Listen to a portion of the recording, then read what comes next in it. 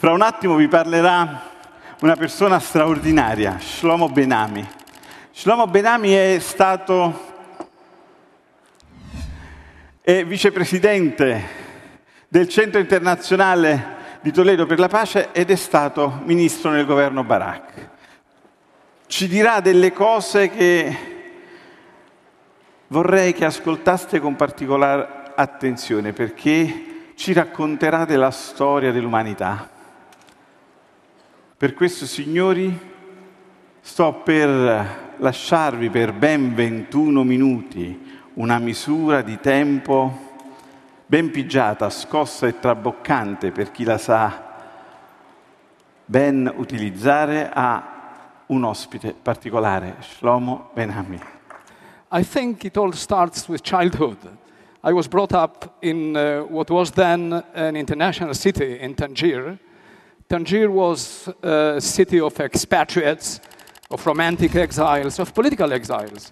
In fact, my house was shared by Jews, Arabs, Christians, families that were exiled from the Spanish Civil War, a topic that later on I wrote a PhD dissertation about in Oxford.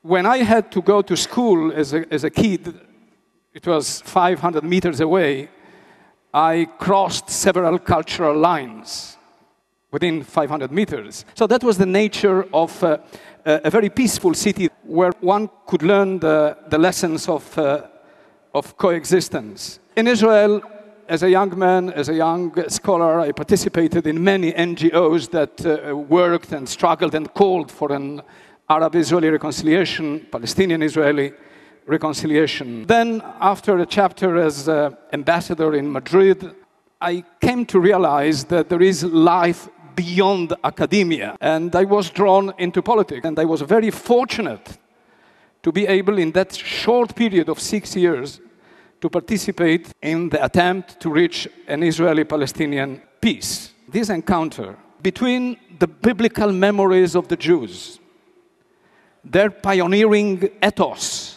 The Israelis are a very interesting mutation of the Jewish genius into something which is different than the traditional Jew. We excelled in the two fields that Jews never excelled in the diaspora, warfare and agriculture.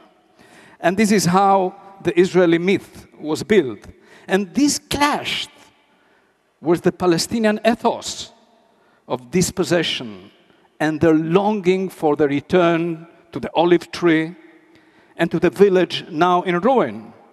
This clash is a reflection of one of history's most difficult conflicts to solve. I would like to believe that as a negotiator, I try to extricate myself, to extricate yourself from the cage into which you were thrown by the zeitgeist of your society. If you cannot go under the skin of the other, there's no way you can come as close as possible to defining a line which is always precarious and fragile between your positions and the position of the other. I understood that the sense of the Palestinians about a cosmic injustice makes it practically impossible to reach a negotiated solution. Because the Palestinians have had over the years the tendency, more than to look for a solution,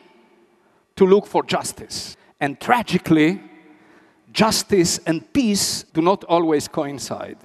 And whenever you come to what you believe is a solution, it eludes us.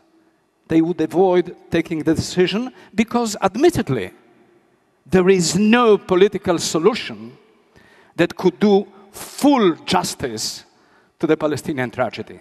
The political systems of both the Palestinians and the Israelis, more than a vehicle to conflict resolution, they are an obstacle. So maybe the whole idea of statehood is artificial and not very natural. With the Egyptians, it was, a real estate business. We gave away a piece of land and we got back a piece of paper, which is okay. With the Palestinians, it's about millenarian certificates of ownership.